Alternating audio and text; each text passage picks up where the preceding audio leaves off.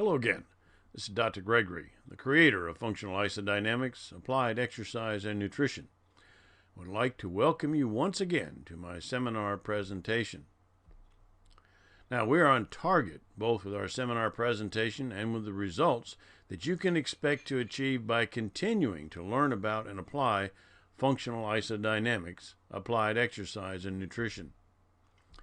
In this, our third part of a four-part presentation, I will be discussing the fundamentals, applied exercise, and what we refer to as the mechanical advantage, functional isodynamics, how and why it works, a concept that is really plaguing everyone called sarcopenia, applied exercise, and applied nutrition.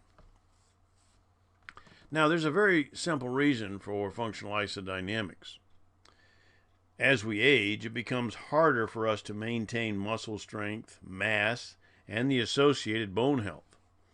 Muscles tend to reduce in their size unless you consistently exercise and harmonize this exercise with a proper nutritional program. Of course, by doing this, it will not only increase the strength, but also decrease the likelihood of fractures from falls. Diet and exercise are two important components to consider if you want to live a long and healthy life.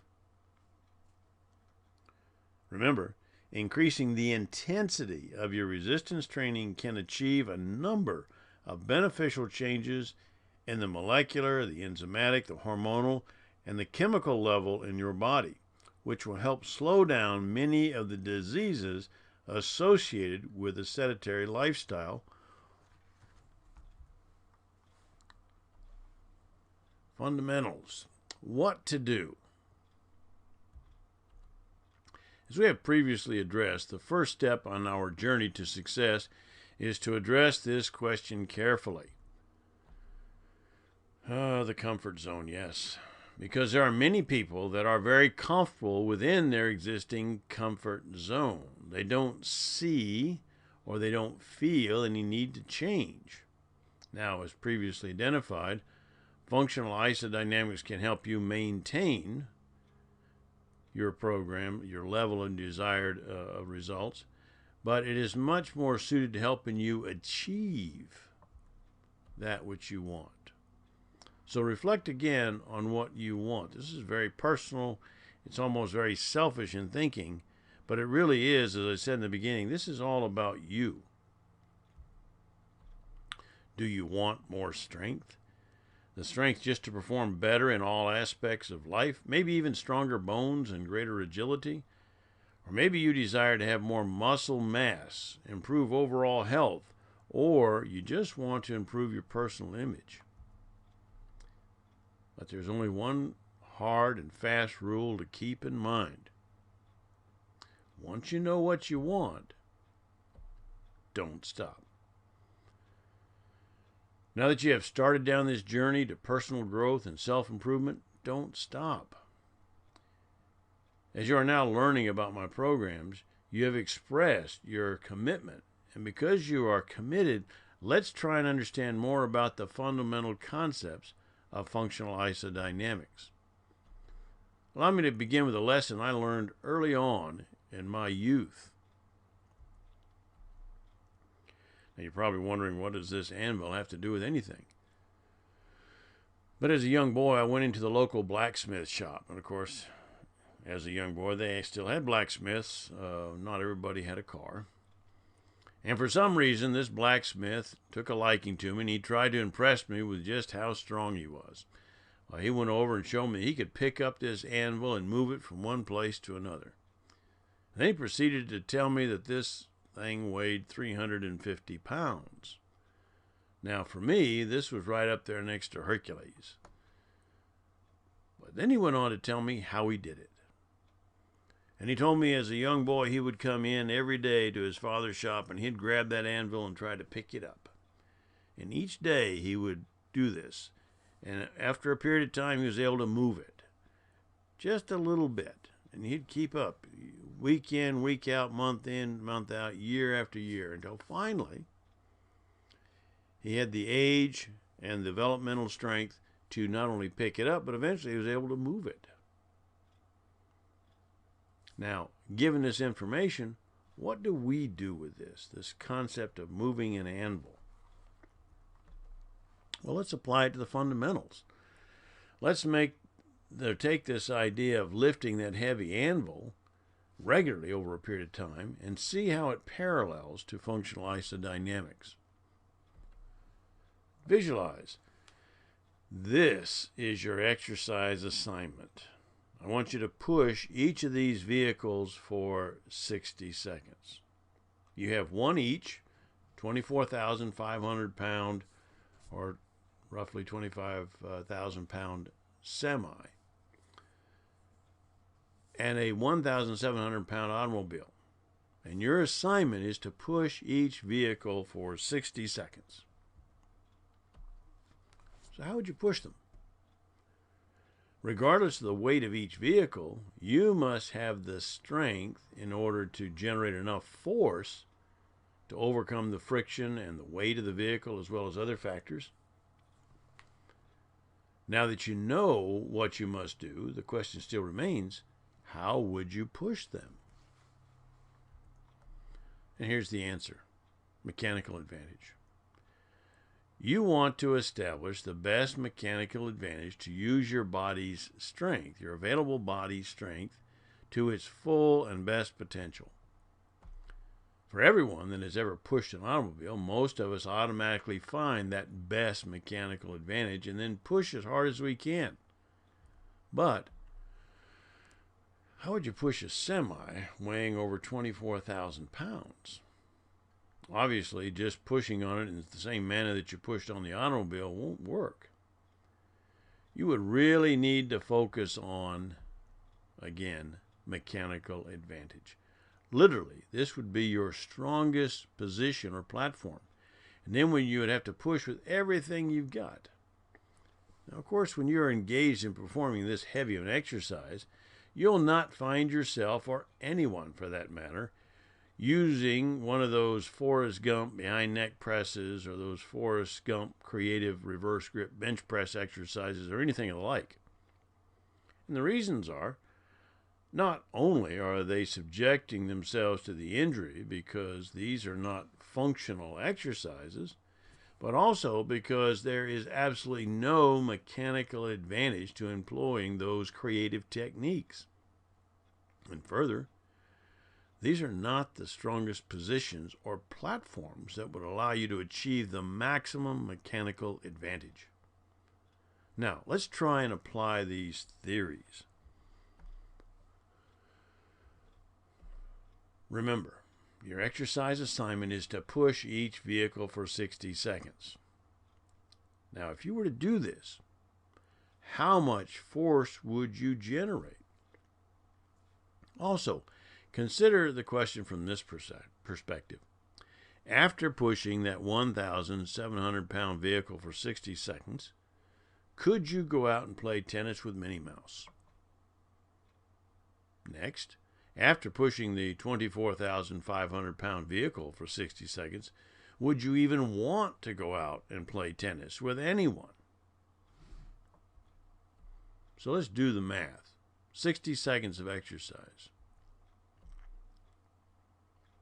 You've got 12.5 tons that you're pushing a semi for 60 seconds. That's 12.5 tons of work in 1 minute. Or you push the vehicle 1,700 pounds or 1.7 tons for 60 seconds is 1.7 tons per minute. Now, this is no philosophical debate. This is not relative to distance or the type of muscle fibers you're trying to develop or did you employ an opposing exercise. It's real simple. Which workout accomplished more? If you moved the semi 20 feet in that 60 seconds, you moved 12.5 tons in 60 seconds. And if you move the Volkswagen 60 feet in 60 seconds, you moved 1.7 tons in 60 seconds. Now ask yourself again, which exercise accomplished more? Now, while you're thinking this over, let's take this same line of thinking, logic, reasoning a little further. Let me ask these questions. While pushing that 12.5-ton semi, how many of your muscles were achieving full range movements? Now use your visualizations. Now use your visualization skills. Are you trying to push 12.5 tons with fully inflated tires on a flat surface? And when you do this, how many of your muscles would be experiencing a full range movement? Because remember, to do this, you're going to start from your point of mechanical advantage, your strongest point. And while pushing that 12.5-ton semi, which muscles were not fully engaged? In other words, when you push this semi-tractor, which muscles in your body are not helping you move the truck? It doesn't take you actually going out to the local truck stop and pushing one of these tractors. What it takes is you're thinking about it just for a moment. If you were to grab the bumper of that semi, you must know that every muscle in your body would be straining to the max. Well, let's look at the next question. Which push requires more of your force? In other words, when you go to push these vehicles for 60 seconds, which one requires more of you to accomplish it? Which push requires more of your energy? Which push requires more of your strength and muscle? Which push requires more of your calories to be consumed? Which push exerts more stimulus to your central nervous system? And which push requires more time for you to recover? Again, pushing which of these two vehicles will require more time to recover? Think about it for a moment. If you just went down to the local truck stop and pushed a 12.5-ton tractor for 60 seconds, would you really be ready to run out and play tennis with Minnie Mouse or anybody else? So let's run through these questions one more time to drive home this reality. Pushing which vehicle requires you to generate more force, to expend more energy, to utilize more strength, to consume more calories, to stimulate your central nervous system, to optimize your human growth hormone, your insulin, and those other hormones we talked about? Which one demands more recovery time? Then, hopefully, you recognize that pushing this 12.5-ton semi would answer all the previous questions. And that being said, let me propose a simple question that will really challenge the majority of my viewers and the vast majority of all those racing to their local gyms and fitness centers. Ask yourself this. If pushing the semi, albeit the heavier of the two weighted objects, successfully accomplished all of those physiological requirements for strength and muscle development, then why push the Volkswagen? Remember, if the duration of this exercise was 60 seconds and you accomplish more by pushing the semi, why would you push the Volkswagen? Yet in spite of this basic logic, fundamental principles, if you will, people continue to run to their fitness centers on a daily basis and push Volkswagens. You will see them doing 4 sets of 5 of 10 repetitions each with the same weight, somehow maintaining the mythical belief that pumping the same weight repetitiously will mysteriously or magically produce strength and new muscle.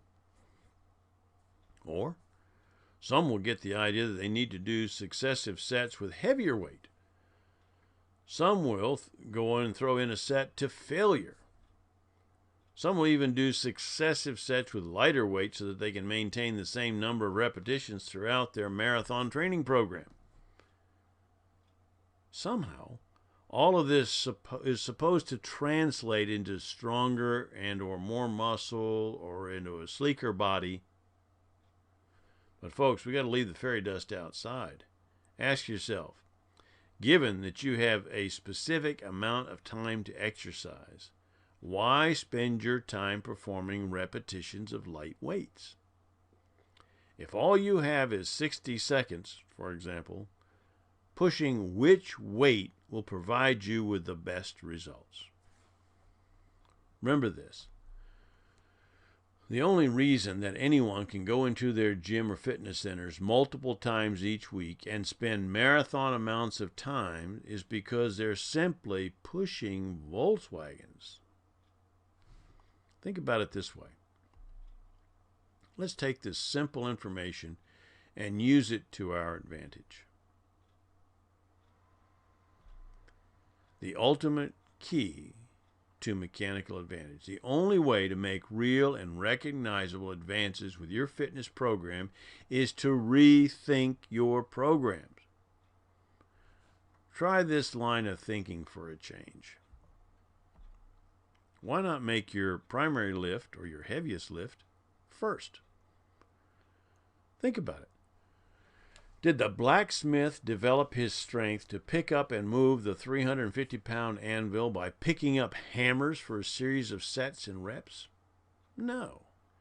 He walked into his shop and tried to pick up the anvil until he finally was able to move it. You see, the repeated efforts to move the semi and not the Volkswagens paid off, because each time he attempted to lift that anvil, he forced his body to develop more strength and therefore muscle, until he was finally able to pick up the anvil. Think about this concept for a moment. When was the last time that you did something for the first time? And I say that hoping that your thinking now is going to be gravitating away from the traditional musclehead type magazine lifting programs and into something that's starting to make more sense. Here are just a few visual examples of what I mean. Start out with your heaviest lift first. This is why in session 2 of this program I was able to show you that my strength routine was only 5 minutes and that Super Cherie's program was 3 minutes in length. We did not spend useless minutes pushing small weights. We utilized the heaviest amount of weight that you can safely lift to execute that exercise. And don't keep pushing Volkswagens when you can push a semi in the same amount of time. Remember this, which exercise will have the better results? Remember also that the only way you'll be able to pick up the anvil is to try and pick up the anvil. You cannot do 4 sets of 10 repetitions of picking up a hammer and somehow translate that into picking up an anvil. There are entirely 2 different strength and muscle requirements. Again, lifting hammers multiple times does not mean that you can lift an anvil once, any more than a person that pushes a Volkswagen for 60 seconds can now push a semi for a shorter period of time. So now that you have sufficient information to hopefully motivate you to make the changes so that you can finally get the results, the real results, that you've been looking for, here it is, applied exercise and nutrition. The difference between following the crowd and getting real results. Hopefully what you've come to understand about applied exercise and nutrition at this point is that it doesn't follow the guru crowd and all their science fiction programs. Our educational approach is built upon sound, outcome-based results, not like the parroted rhetoric and myths that many people have previously been victimized by. Now, let's take a little time and investigate this new paradigm, functional isodynamics, and see if we can discover how and why it works so well for everyone. Here are a few new terms that once you have a better understanding of them, you will likewise have a more thorough and comprehensive understanding of how and why functional isodynamics works so well. We're going to discuss this: concentric, eccentric force, isometric, and we're going to put all those terms together in a way, hopefully, that will make it very clear to you why our programs are successful. Let's first establish a clear understanding of how the muscle length relates to the various terms that we will be using, so we can better and more fully understand the dynamics and mechanics of functional isodynamics. First off, isometric literally is, as we talked about before, no movement. The muscle length stays consistent over a period of time. Isotonic is muscle movement. With movement, you then have either a concentric or a contracting or a shortening of the muscle, or B, the eccentric, the relaxing or lengthening of the muscle. Isometric contraction, not isometric movement. Again, you have muscle contraction, but there is no change in the length of the muscle. There is no movement. Therefore, there is no velocity. Here's your concentric contraction or your isotonic movement. Velocity. The length of the muscle is changing over time. You can have the shortening of the muscle, a contraction, or the concentric movement, or you can have the lengthening of the muscle where it relaxes. This is the eccentric movement. In this illustration, we can see the relationship of muscle contraction relative to time. And this is laying the foundation for understanding what's coming up. On the left of the image, you have the muscle fully extended with a weight. The next image in the center shows the length of the muscle shortening as it contracts, a concentric action, an isotonic movement to move the weight. Now the graph to the right shows us that the muscle contracts over time as it lifts the weight, but there is a point where no more muscle contraction is possible. That's the flat line at the top of the graph where it says peak tension developed. This is the point of maximum contraction. As the typical exercise movement continues, the muscle will then lengthen again or relax. This is the eccentric action. Let's see if we can illustrate that with this next image. Here we can walk through the previous illustration, beginning with picture C in the bottom right-hand corner, where you would start with a single arm curl. Most people start with a dumbbell. In this case, in the extended position, the length of the muscle is fully extended. So in picture C, we have the typical beginning of the exercise. In B, we have the initial effects of the arm curl where the length of the muscle is shortening as the muscle contracts. This is the concentric action.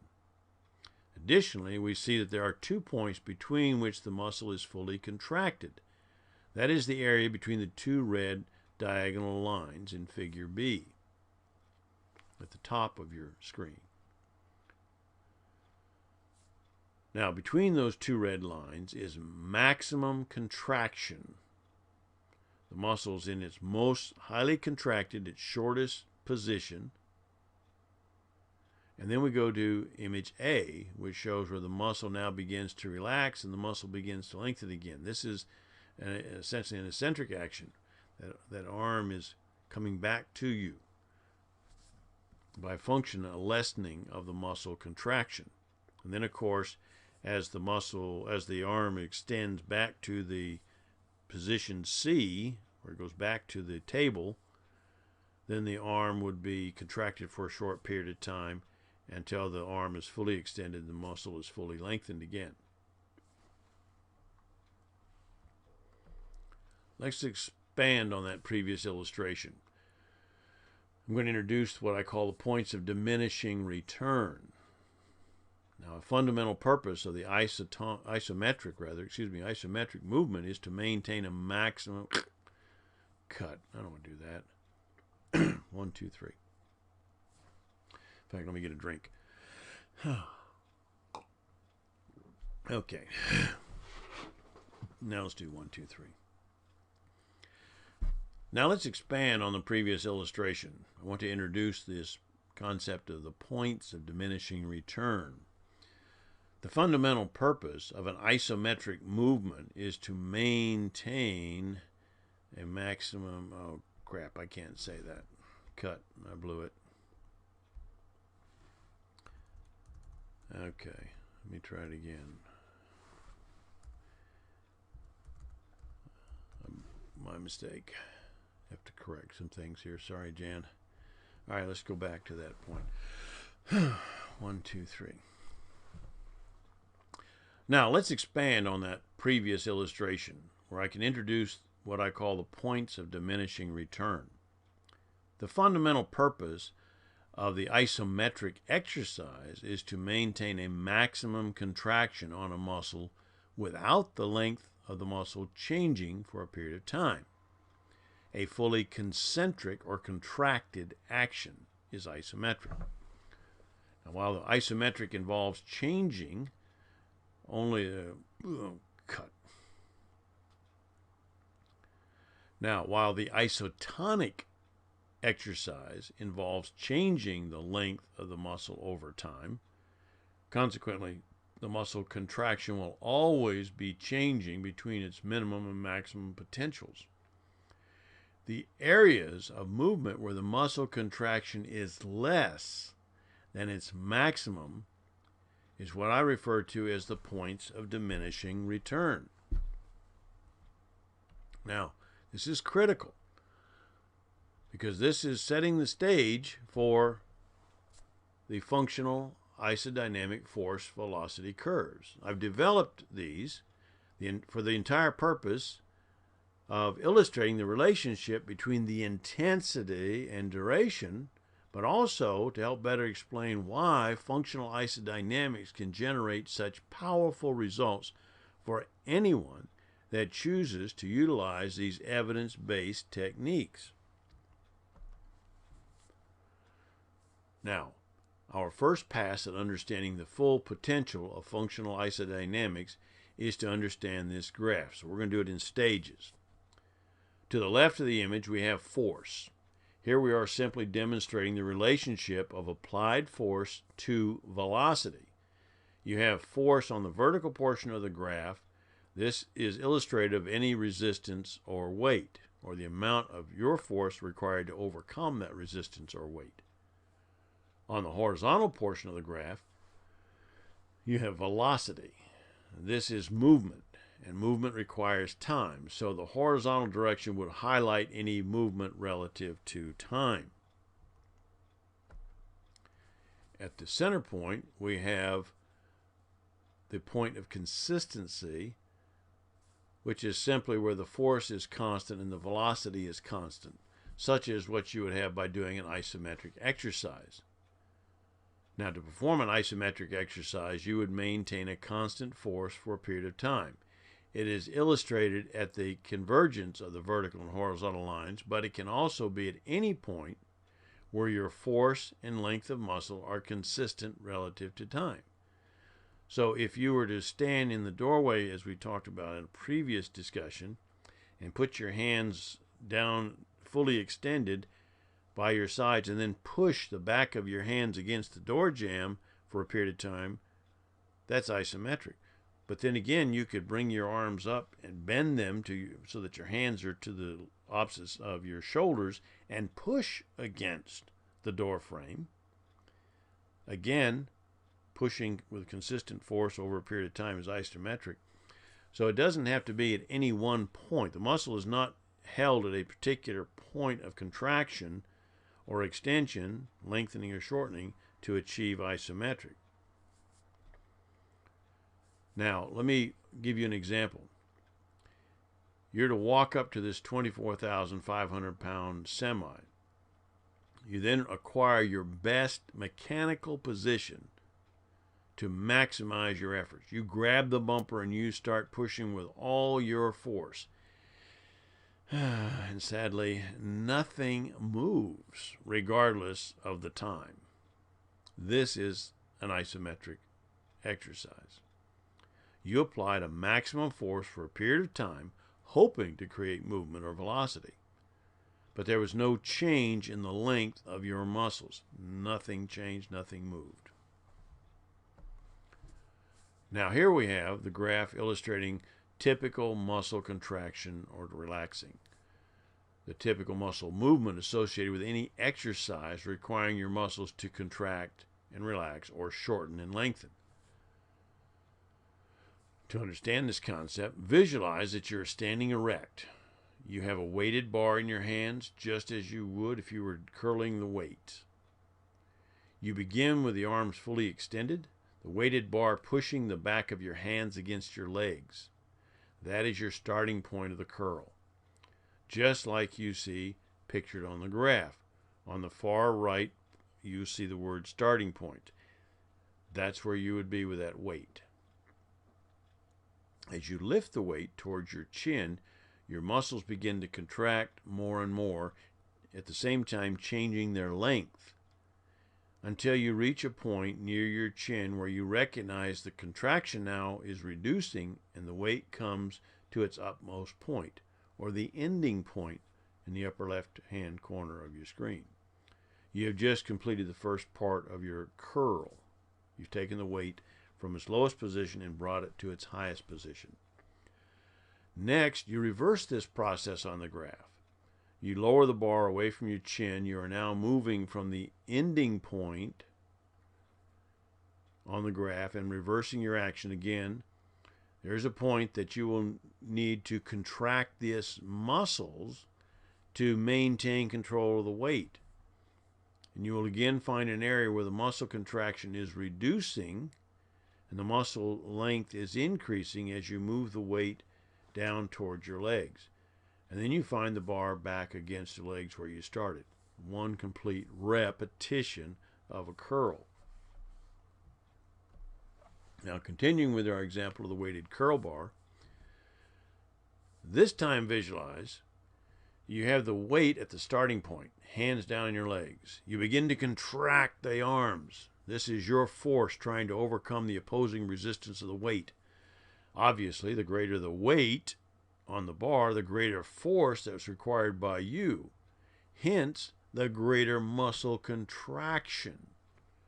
As you move the weight upwards, the muscle length begins to shorten, and your muscles are fully contracted during the mid portion of this lift.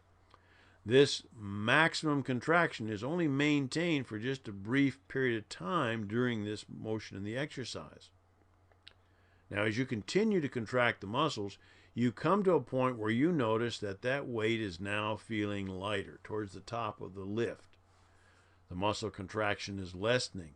The length of the muscle is changing, and you find yourself with that weighted bar again under your chin at the ending point.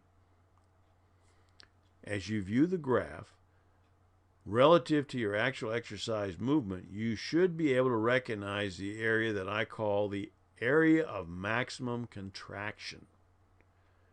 From the beginning of your curl until you reach maximum contraction, your muscles were changing length, but they were not fully contracted. Likewise, when you bring that bar above the center point of your lift, where that weight starts feeling lighter and the muscle contraction is reducing, you should also recognize the notable lessening of the muscle contraction as you pass through that contraction or maximum contraction area. Now, for simplicity, we have some identified parameters. During every exercise, there are points where the muscles will be fully contracted, and there are areas where the muscles will have less than maximum contraction. Regardless of the length of the muscle and regardless of the particular type of exercise movement, whether it be curls or squats or leg extensions or dumbbell presses, whatever that movement is, the areas of less than maximum contraction I refer to as the areas of diminishing return. You will recall from the previous portion of this program, you must have the muscle fully contracted to generate the results of strength and eventually muscle size or muscle development, mass development. So, if you choose to spend hours in the fitness centers plugging away at the guru rep set programs that focus on these very areas of diminishing return, then you will continue to achieve the same level of results as you and everyone else has always received. However, if you choose to experience the notable changes within that 90 days I mentioned previously, then you will want to focus your program on the area between the extremes that I refer to as the area of maximum contraction. That is where the benefits of every exercise can be fully realized. Further, this is the critical point to understanding the dynamics of functional isodynamics, applied exercise, and nutrition. Now, again, saying that does not imply that all of our programs do not have full range movements. However, if you want to focus on the results, you need to focus on the area of maximum contraction. Again, recall my previous warnings about the inherent potential for injury when you utilize an exercise that requires transition. In the curl we just demonstrated, you must transition from the concentric action, where you're contracting or shortening the muscle with an upward movement, to the transitional eccentric action, where you are relaxing or lengthening the muscle in its downward movement. And then, of course, you have to reverse this process to bring the weight up again. And as I've just illustrated, this is the very little area there. Cut. 1, 2, 3. And as I have just illustrated, there is very little muscle contraction at either end, these diminishing return areas. There's very little muscle contraction at either end of any exercise movement. Further, there is a potential for injury associated with these transitional areas. Now let's focus our efforts here where the greatest potential for benefits exist and avoid those areas of exercise that expose us to potential injury. Returning to our previous graph illustration, notice that the area of diminishing return is also associated with the potential for injury. So I avoid these when possible. Again, we don't fully exclude full range movements. That is not to say that we avoid them in any way, shape, or form. It's just we know when to apply them in our various programs. Further, know that regardless of what you do, you're not exempt from exercise-related injuries. The fact that we're using weights subjects us to injury. So while we avoid some of the pitfalls associated with the typical muscle head programs, we still want to move forward with our results. We still want results or we wouldn't be going to the gym. We focus on the area of strongest muscle contraction, the area where everyone can derive the greatest benefits from any type of exercise movement, regardless of the exercise. Of course, not creative. We don't want to go there. We're talking about your standard movements, your curls, your bench presses, your leg presses, your lat pulls, and such. Now, if you notice here, there's an area highlighted in red. I refer to this as the sweet spot. And many of my functional isodynamic programs will focus attention on this portion of the functional isodynamic force velocity curves. But let's review again this process just to ensure that you have the full picture. Using again the curl. Moving from the top of the screen, the top left to the top right. If you notice, the arm is fully extended. Then the concentric action begins. You contract, you pull the weight up, you lift the weight by contracting your muscles. This shortens the length of the muscle. As the weighted bar rises, you come to the center picture. Within the range outlined with the black lines, you have what I refer to as the sweet spot on the graph, or the area of maximum contraction. Movement outside of this area has only marginal benefit to muscle development. relatively speaking. That's why I call that area the area of diminishing return. The far right and lower image of the screen illustrate that when the weight moves beyond this line, you move from the sweet spot to the area of diminishing return on the concentric movement. And likewise, in the center picture, if you move below that lower line, you actually go into the area of diminishing return on the return movement. Now, I've only presented some of the results from over 50 years of my exercise and nutrition research. And now I'm sure that most of my listening audience can appreciate the tremendous value of the information presented thus far. However, some might still be just a little unclear as to how all of this works. With that thought in mind, in my next illustration, I will try and put the majority of this paradigm shift, this voluminous amount of outcome-based research, into a single illustrative slide.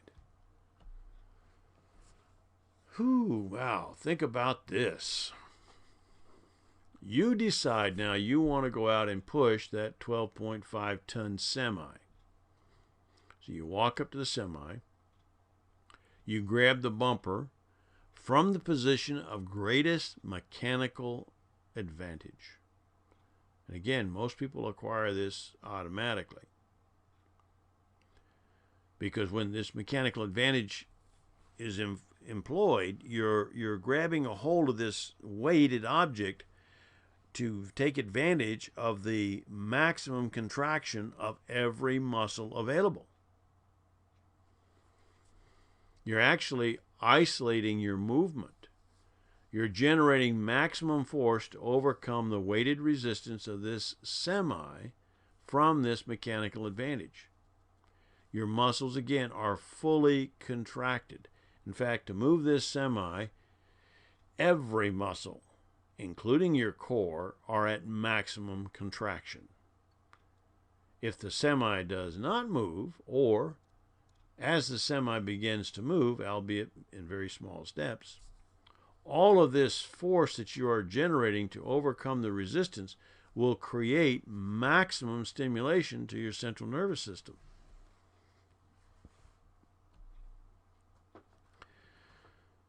So, how do you get into that sweet spot? The key is effective strength and muscle development is to get into that sweet spot and stay there for your workouts. That area within the functional isodynamic curve where you can achieve all of your maximums, the maximum force, maximum muscle contraction, maximum velocity when appropriate or possible, and the equally critical maximum stimulation to your central nervous system.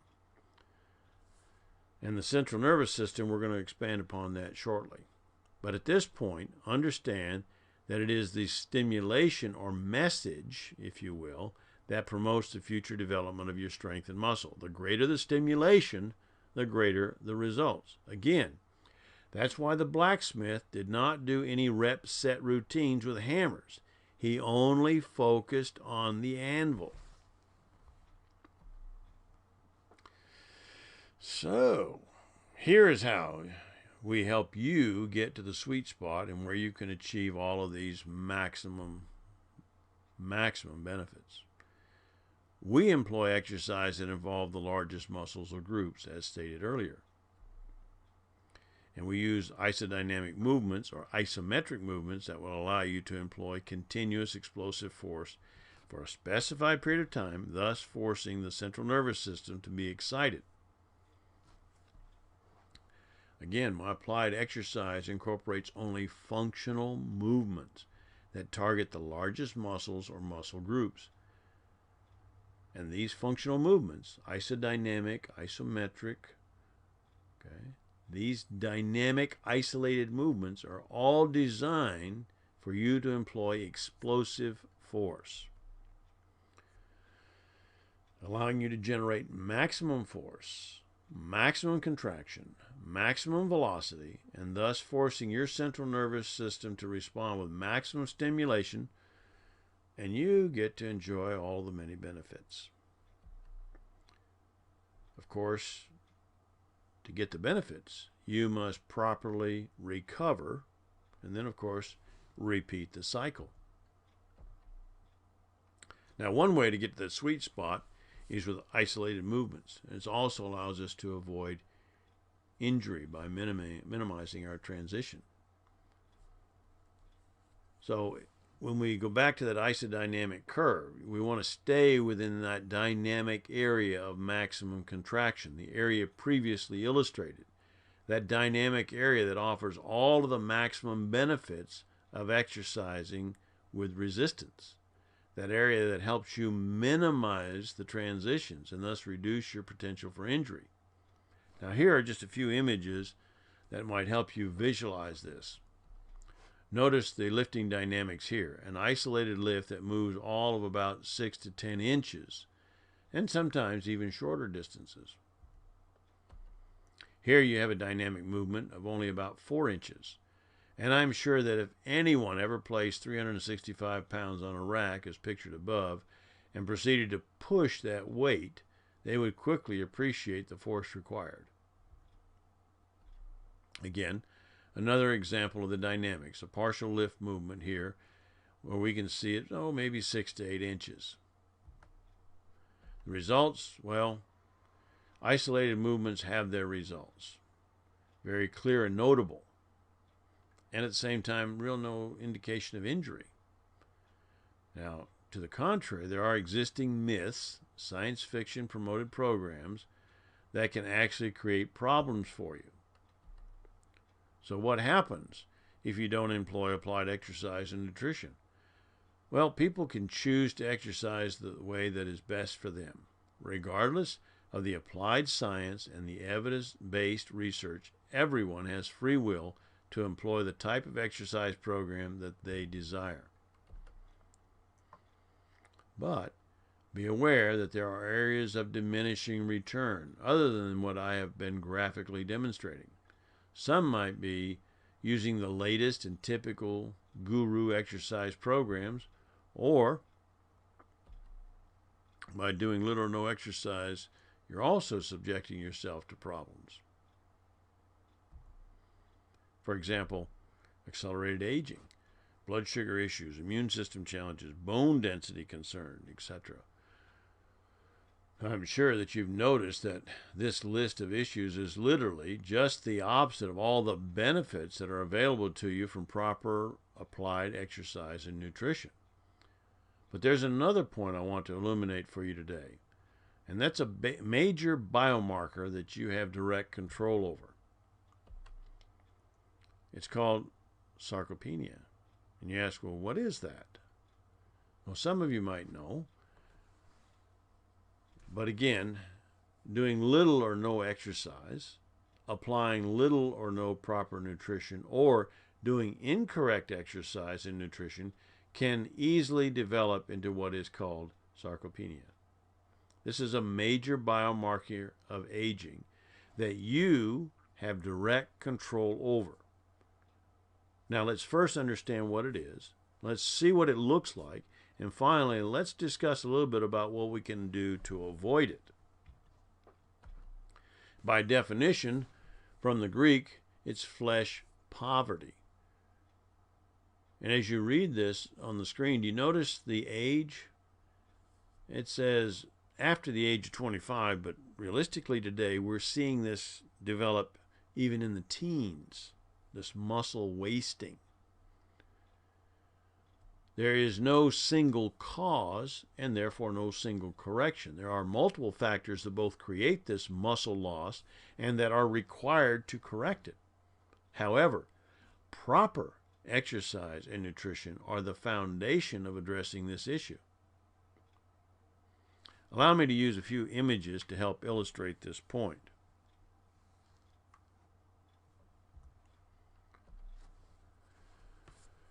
Now, I've chosen these images because most people in the fitness community may be knowledgeable of who these men are. If you're not, allow me to introduce on your left the Austrian oak, or Arnold Schwarzenegger, and on the right the icon of fitness, Jack LaLanne. Both of these are images of the men in their prime, And again, I'm using these iconic images to help illustrate the concept and for no other purpose. Now, in these images, you see the same men in their post-prime era. Jack LaLanne on your left at 70 years of age, and on your right, as you view the screen, Arnold at about 65 years of age. Now ask yourself, what's different? What are you seeing that helps you understand this concept of sarcopenia? Please realize that I'm not trying to be disrespectful in any manner to these gentlemen. I'm simply using these images because most fitness enthusiasts are familiar with them. And these images will help you visualize what this concept is all about. Again, the image is for contrast. I'm not picking on the Austrian oak. But do you see the difference in these images? Now, granted, all of us age, and all of us are subject to the degenerative effects of age, and all of us are subject to the side effects of our individual DNA. But given these existing parameters, what can we do? How do you avoid this issue of sarcopenia? Is there a dependable option that we can employ that will help each of us to deal more effectively with this major biomarker of aging, this muscle wasting? Well, the answer is a resounding yes. Functional isodynamics applied exercise and nutrition. Here on your screen, on the left is Jack LaLanne in his 90s, in contrast to Arnold in his late 60s. Here's the difference. Jack was allowing and following, excuse me, cut, get a drink. Here's the difference. Oh, yeah, excuse me, I should have said, let me give you a count. 1, 2, 3. Sorry, Jan. Here's the difference. Jack was following all of his years of exercise and nutritional advice. Arnold, on the other hand, simply got sidetracked. If you want to be setting the standard in your 90s like Jack LaLanne, then simply apply what Jack was doing. Applied exercise and nutrition. Functional isodynamics, applied exercise and nutrition is the answer to this particular issue. Now, given that you know, and cut, 1, 2, 3. Now that you know how to deal more successfully with the biomarker of aging called muscle loss, let's now direct our attention to putting some of our thoughts together and discuss in more detail applied exercise and applied nutrition. To begin, we can see from this chart how everyone can reduce their amount of unwanted body fat. But when you apply the correct type of nutrition, a person can actually see more notable results much sooner. Likewise, if you desire to increase the quality and quantity of your lean muscle mass, you can also achieve an accelerated result with proper nutrition. So what is self and applied exercise and recovery, applied nutrition, what does that all have to do with one another? Allow me to pull out of previous statements some critical information and add to it some imagery to allow you to better understand the full dynamics of my programs. Ultimately, and hopefully, you are listening to this video presentation with the purpose of finding answers, maybe finding the motivation, or at the very minimum, you're looking for a program that will finally allow you to achieve your desired goals. Very honestly, the benefits are here. But I want to be clear on just what some of these benefits might look like, especially for our female clients. Now, the pictures in front of you visually display the reality of what proper applied exercise and nutrition can provide. Now, ladies, have no fear. You do not have the natural chemical composition to develop rippling muscles as you see on the left of your screen. What you will see is on the right of your screen, or as I have shown you before. Again, this is a real person with real results. think back to Super Cherie. She's lifting tons of weight, yet she did not develop a rippling body.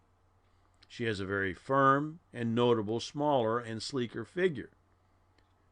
And for reference, I will show you her photo of 150 days in the program in the last segment. Now remember Cherie's exercise program. Her workout program for the first 120 days had her actually pushing weights, physically exercising for 3 minutes during each trip to the gym. But what is very important to understand is that within these 3 minutes, she was moving tons of weight. Again, do you see rippling muscles, or do you see a firmer, albeit smaller, toned female body?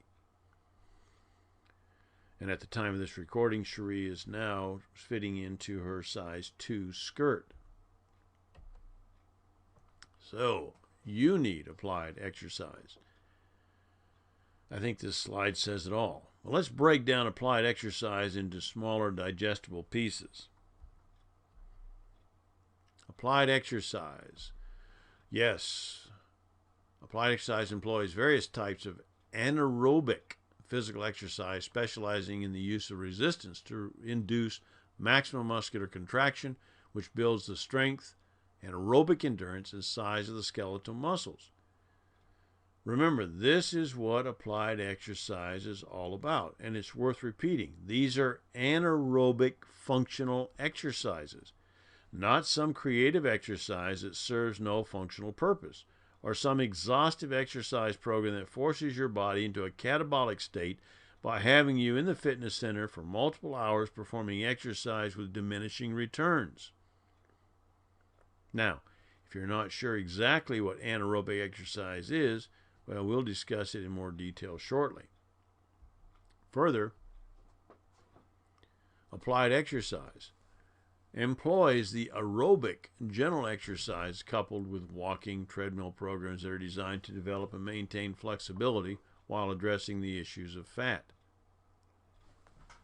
And again, we'll be discussing in more detail the concepts of aerobic as well as anaerobic.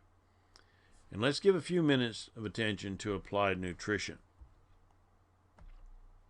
As I've stated earlier, the primary purpose of this video presentation is to focus on the revolutionary concepts of functional isodynamics, applied exercise, and nutrition. And as you recall, I have mentioned in the previous presentation some information about nutrition. And with that being stated, here's just a little bit more.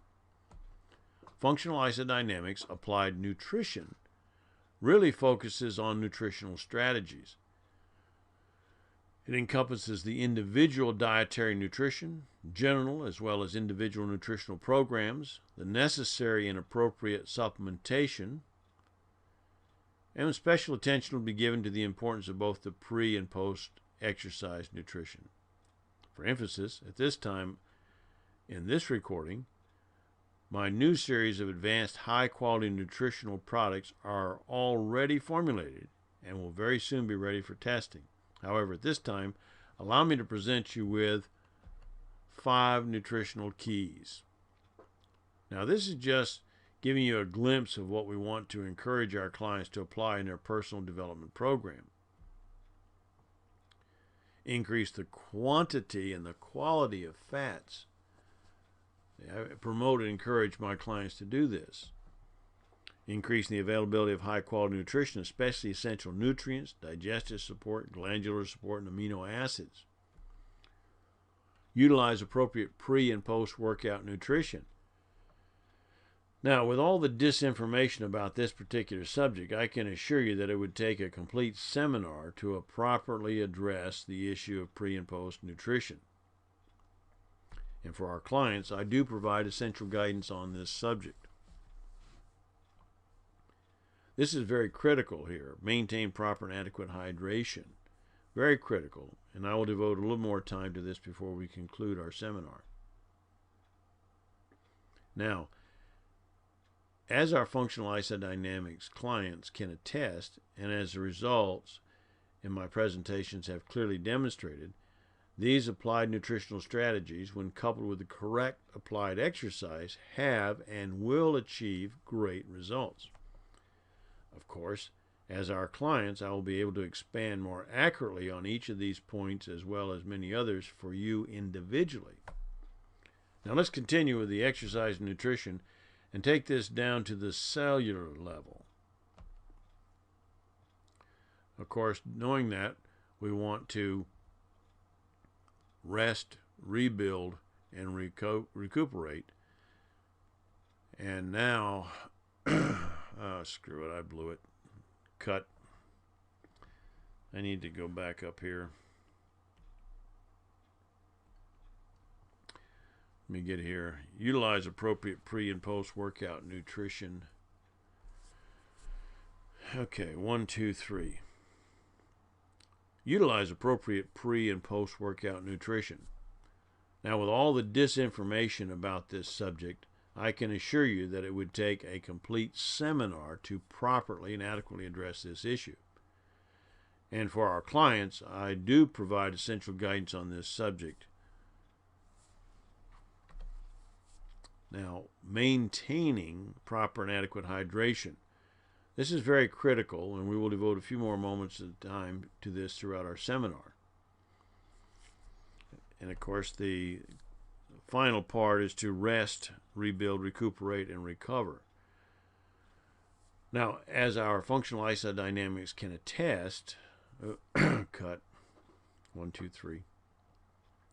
Now, as our functional isodynamics clients can attest, and as results in my presentations have clearly demonstrated, these applied nutritional strategies, when coupled with the correct applied exercise, have and will achieve fantastic results. Of course, as our client, I will be able to expand more accurately on each of these points as well as many others. Now, allow us to continue with this exercise and nutrition, and let's take it down to the cellular level. Ah, yes, reality and truth is a pound of fat weighs as much as a pound of muscle. But the muscle takes up far less space. That is why, for example, reflecting upon Cherie, she lost very noticeable dress sizes, but her weight was from 168 down into the 130.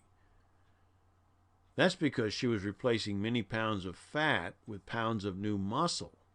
Ultimately, she now has a firmer, tighter, stronger composition. She has heavier muscle mass or muscle weight, but it literally takes up less space than the adipose tissue she had before. Here's some food for thought.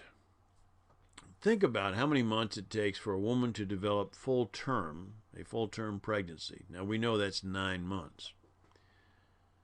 And given that we're talking in general to 10-pound babies, just as a general rule of thumb here, when you reflect upon all the guru-directed musclehead magazines, they want you to believe that you can pack on that type of developmental weight in days or weeks. So here's an example. I want you to go to the grocery store and purchase 10 pounds of the leanest ground burger you can find. Then go home, stand in front of a mirror in your birthday suit, open the package of hamburger, and stick it all over your body. That'll give you a visual indication of what 10 pounds of meat on you would look like. And then realize that the natural creative process takes 9 months to do that. And realize for you, it will take maybe not 9 months, but it's going to take you weeks and months to increase the quality and quantity of your muscle composition. There are no shortcuts naturally. But there is a program that will help you achieve your desired results within 90 days. Applied exercise and applied nutrition. So why utilize these concepts? Well, please remember, everything that I have developed is really functional. It's outcome-based. It's evidence-based. And you can also get results. Now let's continue into this cellular process of our bodies for a moment. Again, We want to understand the underlying fundamentals as to why functional isodynamics applied exercise and nutrition works so wonderfully. Why applied exercise? Recall that resistance exercise, also called resistance training, strength training, and weight training, refers to exercise that pits your muscle against an opposing weight or force. And this process demands that the body consume various fuels for energy needed to make your muscles move, and it also demands that the body respond via the central nervous system to the increased resistance by increasing existing muscle size and developing muscle cells. You want to get stronger. That's what you're telling your body you want to do. So why applied nutrition? Well, once you create the demand for muscle improvement by trying to pick up the anvil, by trying to move the semi, your body then requires the necessary nutritional components to enable it to make new muscle cells, to replenish the existing and exhausted muscle cells, and to facilitate the enhancement of your muscle cells in order to make them stronger and then larger. So where does this nutrition come from? Well, let's delve into this cellular nutrition just a little bit more. Cellular nutrition. Well, a typical human adult liver has over 240 billion cells. The typical human heart has over 2 billion cells, and the human body is estimated to have over 50 trillion cells. And the reason we estimate the number of cells in the body, very simply, is because no one has been able to count them. Of course, it changes by size, height, weight, etc. But we do know that every day, each and every cell must have proper and adequate nutrition and hydration daily. Furthermore, each and every day, many of these life-sustaining cells actually die. And the average human has about 70 billion cells die each day on average. Of course, it should go without saying that if these very cells were not replaced, we would very soon perish. Also, the quality and the quantity of this cellular reproduction process is what dictates not only the quality and strength of our muscle, but our overall health and quality of life. Now, let's take a moment and look further into this. How many billion cells do you think die during each one of your workouts? Well, that's kind of a loaded question. How about complicating that question? How many cells are damaged or destroyed because we are inadequately hydrated during our daily routine, much less during our workout marathons? How many cells are compromised because of deficient nutritional support? But going back to the initial question, how many billion cells do we estimate will die during each workout? Put a number on that. 6 to 10 billion. Yeah, that's a round number, obviously, because there's variables, the length of your workout, your physical condition, the stress, the intensity, the duration, and such, your age. After all, we don't know all of those parameters. We don't even know your DNA background, right? It all figures into that. But let's pick the lower number. Let's say 6 billion. Now, let's multiply it times the typical 5 days a week workout. And then let's factor in inadequate hydration, nutritional deficiencies, poor pre- and post-workout nutritional support, overtraining, and finally, let's include insufficient recovery. Now ask yourself, why haven't I been able to achieve my health objectives? Now, granted, this is not a program on cellular biology, but this image hopefully will give you some visual perspective on the composition of a typical human cell. In turn, this will hopefully help you better understand why giving attention to the nutritional support of your body at the cellular level is so important to your overall health. But ignoring this could easily create some serious future consequences. Just think about this for a moment. You lose, in round numbers, 70 billion cells each day. 70 billion cells each day, and they must be replaced with... You see, this next image will provide you with some basic information that can help you better understand the nutrients that are critical for human development and function, and where they come from. Why applied nutrition? To the right of the image, you see the category of micronutrients and how that is subdivided into various vitamins and minerals. And to the left, you see the category of macronutrients. It is further divided into carbohydrates, fats, and proteins. Now, most people try to acquire their micronutrients by consuming their macronutrients. In other words, we consume a protein in order to get their associated micronutrients, or we eat a vegetable or a fruit to consume its high vitamin C or antioxidant components. And along with our nutrients, we also require, fluid. Clear fluid, not colored fluid. Obviously, in the form of good quality clean water, which is getting harder and harder to come by. Now, to do justice to the topics of nutrition and hydration, we would need many more hours of video presentation. So for now, my objective is to make you aware of the criticalness of these human body requirements, to literally raise your awareness of them and inform you that we are here to help you address these concerns should you make that future decision. So, moving ahead, ask yourself this question: where do you get your macro and micronutrients? Given that each of us cycle through billions of cells each and every day, do we acquire our much needed and valuable micro and macronutrients from these top sources of caloric intake? This is what you're seeing on your screen is typically how people consume their calories. Just look at the nutritional value of standard pizza. Once you break down the average slice, you get 36% trans fat, 45% carbohydrates. One might ask, where are the nutrients? Generally, the micronutrients are found in the macronutrients, but when the macronutrients are genetically modified and deficient and void of any nutritional value, then what?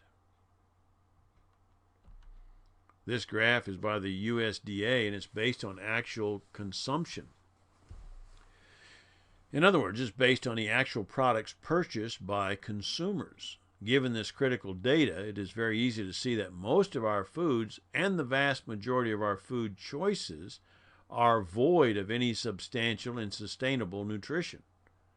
Further, knowing that each of us require a nominal but standard amount of both macro and micronutrients each and every day to sustain our cellular level cycles, those billions of cells that be replaced, it becomes very apparent that all of us need quality applied nutrition.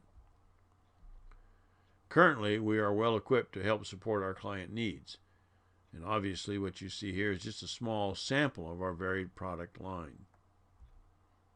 Additionally, as I've mentioned before, our new generation of high-quality nutritional products are moving forward, and we will keep all of our clients informed of our progress. Okay, now we're coming to the close of our third part of our seminar presentation. I trust that you're gaining a better understanding of functional isodynamics, applied exercise, and nutrition. Additionally, I am hopeful that you can see more readily the areas that you might want to adjust in order for you to achieve your individual goals. Now, in the final part of my presentation, I want to explore and hopefully explain the hows and whys of our energy production. Most of us have heard ATP, sore muscles from lactic acid buildup, creatine, anaerobic, aerobic. But I want to help you understand in this final part of this presentation just how the ATP and these various terms I just mentioned interconnect with your exercise programs, and how your choice in exercise programs can and does create a catabolic condition for you if you're not careful. Now remember, catabolic is just another form of sarcopenia, that biomarker that we are capable of exercising free will and making different choices, avoiding. We want to avoid that. Further, I want to give you more information on this intensity and duration and how it impacts your nutrition or lack thereof. And I will conclude with a quick review to tie in all 4 of these sessions. So again, thank you both for your attention and your desire to learn more about functional isodynamics, applied exercise, and nutrition.